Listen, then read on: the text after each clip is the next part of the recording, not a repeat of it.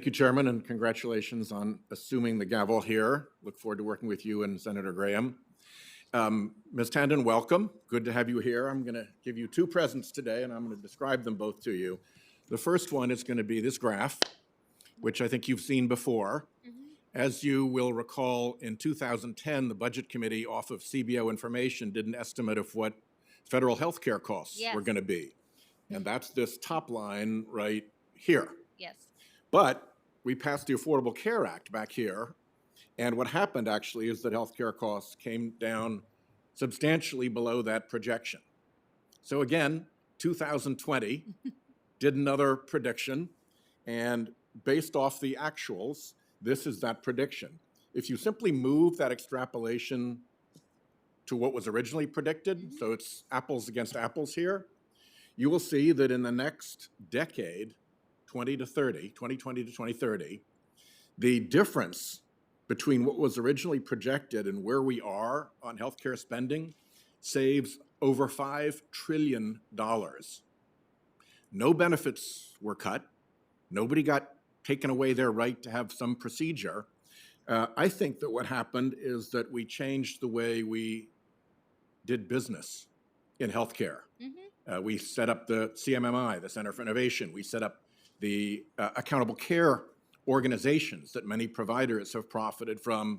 Proudly, the two best are probably in Rhode Island, super scores, so little home state props there. And we've helped move the healthcare system off the fee-for-service treadmill. And I want to give you this, and I will give you this, because I want you every day you're at your job to be thinking of what more can we do that got us that $5 trillion in savings. I fought constantly with the Obama administration about things that they did that would have actually damaged this process. And in the Trump administration, there's no point even having that conversation. But now I think we've got enough of a record that it's really worth fighting to figure out, because in these ACOs in Rhode Island, you've got happier customers, you've got better care, you've got more support. It's not just the triple aim win, it's like win, win, win, win, win across the board. And they're sending checks back to Medicare for the savings. So let's work on that, huh? Absolutely. I mean, that is what I was referring to with Senator Braun of the $1.4 trillion. Yeah, I'm kind of a segue to Senator Braun on that. I got that. So second thing, this volume. This is a bunch of reports warning of economic crash due to unconstrained climate change. Some are from like Freddie Mac, which has warned that coastal property is vulnerable to a crash worse than the 2008 mortgage meltdown that would cascade through the whole economy because of the additional threat of sea level rise and storms and what that does to insurance and what that does to a 30-year mortgage and all of that. But it's other groups as well. It's Moody's, it's the Bank of International Settlements, it's Standard & Poor's, it's McKinsey, it's BlackRock.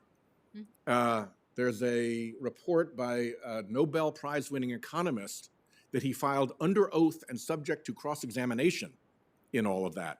In February of 2019, I sent this to every single one of my colleagues here in the Senate with very little effect, apparently. But I want you to be aware of it, and I'd like you to comment briefly on how seriously you at OMB are going to take these warnings.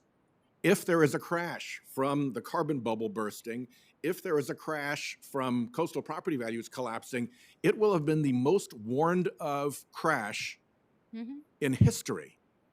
And what are we going to do about it? And do you take these warnings seriously? Senator, I absolutely take them seriously, and the president himself recognizes the deep, cataclysmic crisis of climate change. But I'd also say I'm really excited by the possibility, if I am privileged enough to be confirmed, I am excited by the possibility of taking into account the costs of inaction on climate and the impacts of what the federal government is doing by its actions and inaction on climate, and the economic impact of those decisions over time. As you so clearly stated, markets, insurers, people who who are assessing Not risk. greenies. not Hard-eyed, flinty economic people Wall are Street, warning. banks, etc., are all taking into these Thank you. challenges. Sorry. Senator